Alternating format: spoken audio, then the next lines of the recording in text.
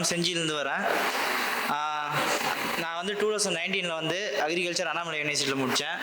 நான் நிறைய தவறுகள் பண்ணியிருக்கேன். அதாவது நான் வந்து எனக்கு படிப்பு விளையாட்டுன்னு கேட்கும்போது நான் விளையாட்டு தான் ஃபஸ்ட்டு ப்ரிஃபரன்ஸ் கொடுப்பேன். படிப்பு வந்து செகண்ட் ஆப்ஷனாக தான் வச்சுப்பேன்.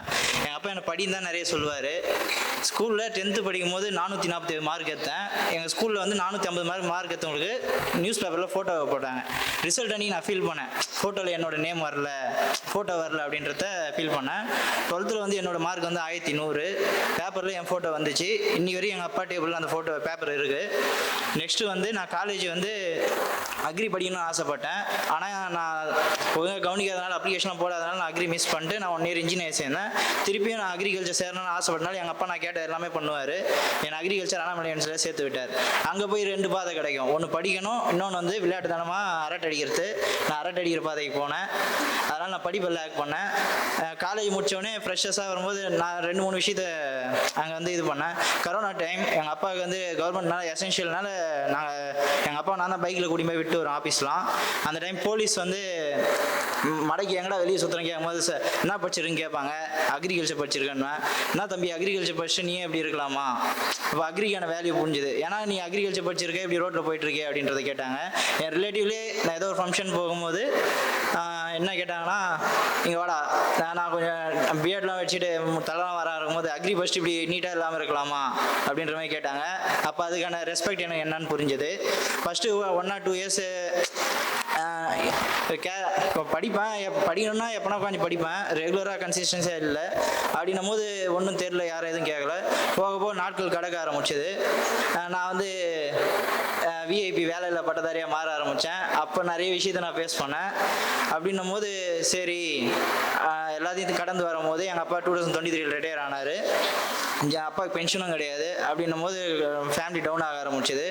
இப்படியே போனால் நல்லது இல்லை அப்படின்றதால நான் படிக்கணும். என் ஃப்ரெண்ட்ஸ் நிறைய பேர் சொல்லுவாங்க, நிறைய டிமோட்டிவேட் பண்ணியிருக்காங்க. என்னோடய ஸ்கூல் ஃப்ரெண்ட்ஸ் வந்து என்னை மோட்டிவேட் பண்ணுவாங்க, நீ ஃபஸ்ட்டே போக வேண்டிய ஆள் இன்னும் ஏன்டா இங்கே இருக்க.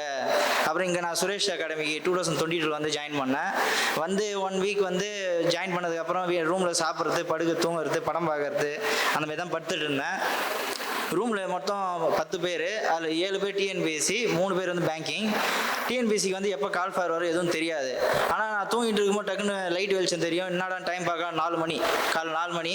டிஎன்பிஎஸ்சி பசங்க வந்து எல்லாருமே படிப்பாங்க. பேங்கிங் ஏறி நம்மளுக்கு டேட் என்னன்னு தெரியும், இந்த டேட்டில் இந்த எக்ஸாம் நடக்கணும். அந்த டைமில் 22லாம் 21 டிஎன்பிஎஸ்சி டேட். அவங்களும் விடாமல் உட்காந்து படித்தாங்க. எனக்கு அப்போ தான் ஒரு அவேர்னஸ், பயம் உருவாச்சு. நம்ம தான் நான் தூங்கிட்டு இருக்கோம் வந்துட்டு அப்படின்ட்டு. நானும் கொஞ்ச நேரம் 6 மணி அப்படின்னு ஏந்துக்க ஆரம்பித்தேன். அடுத்து போக 4 மணிக்கு நான் அவங்களுக்கு முன்னாடி வந்து படிக்க ஆரம்பித்தேன். ஒரு 2 to 3 months அதுதான் ஃபஸ்ட் அட்டம் ஏஎஃப்ஓ கொடுத்தேன். மெயின் சரிங்க போய் இன்டர்வியூவில் வந்து ஒரு 2 மார்க்கில் லாஸ் ஆனேன். அதுக்கப்புறம் ஃபேமிலி சுச்சுவேஷனாக ஒரு 2 years என்னால் கண்டினியூஸாக படிக்க முடியல. எக்ஸாம் முன்னாடி 1 மாதம் அந்த மாதிரி தான் படிப்பேன். நிறைய பேர் எனக்கு என்ன சொன்னாங்கன்னா, என்னை பார்த்தவங்க, நீ வந்து கன்சிஸ்டன்சியாக படிக்க மாட்டேற, எக்ஸாம் முடிச்சா கிளம்பி வீட்டுக்கு போயிடுற, அப்படி இல்லாமல் ஃபுல்லாக உட்காந்து படினாங்க. நல்ல ஒரு 2 ப்ரைவேட்லேயும் ஜாயின் பண்ணி ஒர்க் பார்த்தா படி எனக்கு சாட்டிஸ்ஃபேக்ஷன் ஆகலை. நான் நினச்சது வந்து நான் ஏஎஃப் ஆகணும்னு தான் நினச்சேன். ஸோ லாஸ்ட் இயர் வந்து நான் மே மாதத்துலேருந்து படிக்கலாம் ஸ்டார்ட் பண்ணி படிக்க ஆரம்பித்தேன். ஜூனில் வந்து எனக்கு எங்கள் அப்பா ஆக்சிடென்ட் ஆச்சு. என்னால் நடக்க முடியல ஒரு 1.5 மாதமாக. அப்போ என் மனசு ஒன்றே ஒன்று தான் தோணுச்சு, செத்தாலும் ஜெயிச்சுட்டு சாகணும் தவிர தோத்துட்டு சாகக்கூடாதுன்னு நினச்சேன். அதனால் படிக்க ஆரம்பித்தேன். எங்கள் அப்பா வந்து 0 இன்கம்ன்றதுனால அவர் வந்து எங்களை இன்னி வரையும் எந்த கஷ்டம்லாம் என்னை பார்த்துக்கினாரு.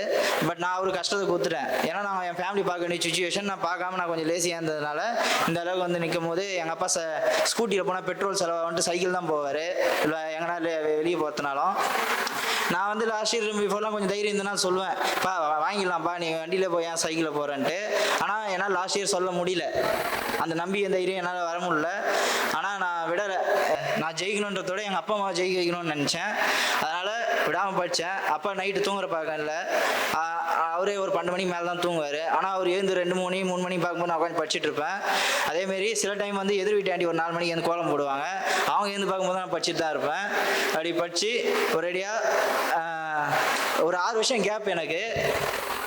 நான் இந்த original IBPS members panel members to interview attend பண்ணலாம், நான் அட்டன் பண்ணேன். வீட்டில் தான் படித்தேன்.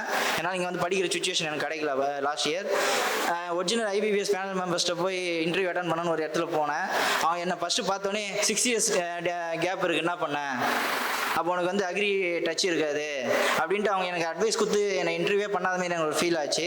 நான் ஆல்ரெடி அந்த இன்டர்வியூலே 22 இன்டர்வியூலே நான் இன்டர்வியூ தான் கொஞ்சம் பண்ணல அப்படின்னும் போது எனக்கு இன்டர்வியூ மேலும் பயம் வர ஆரம்பிச்சுது. உடனே விஷயம் என்னன்னா, சுரேஷ் வந்தால் படிக்கலாம், ஏன்னா அங்கே மோட்டிவேஷன் இருக்கும்.